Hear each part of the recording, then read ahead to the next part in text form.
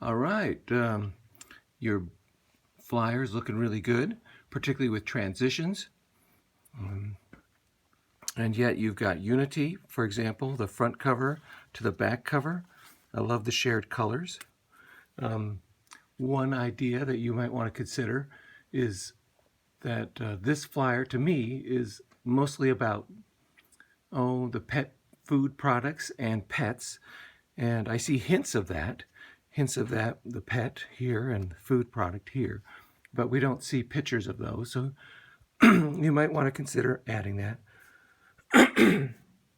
Also, it's a little confusing between Premium Doggy Delights and Canine Connect. Which one is the name of the company? Which one's the logo? To me, this kind of strikes me as the logo more than this.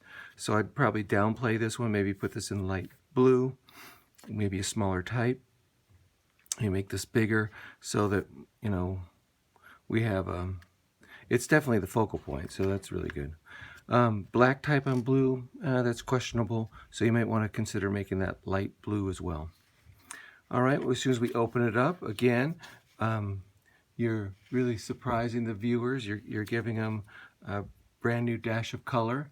I love how this bone continues across. Our menu is introduced.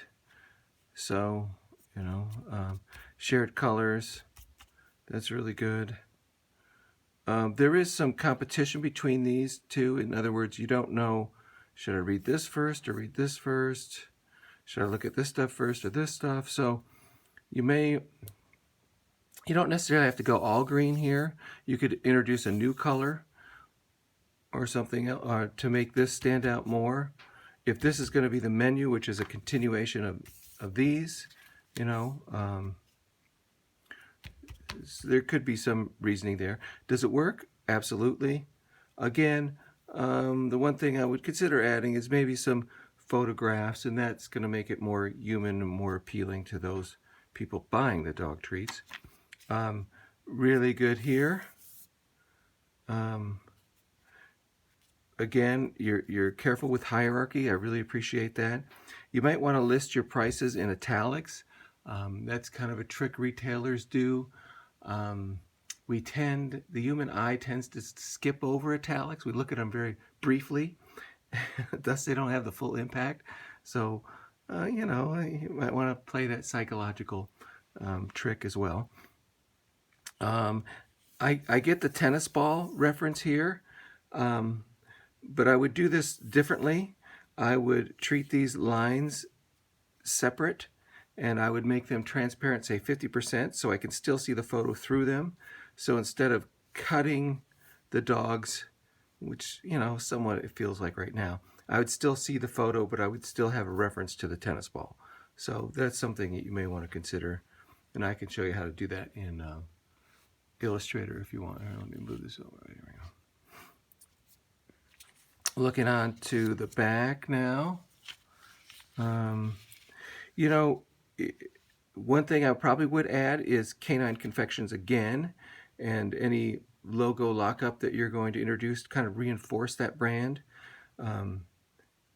It wasn't in the original text, so I consider that an error of the original text, but I would just kind of scoot this down, and you have room for, Canine Confections. You might downplay contact information because it's, the name will be more important, the brand will be more important.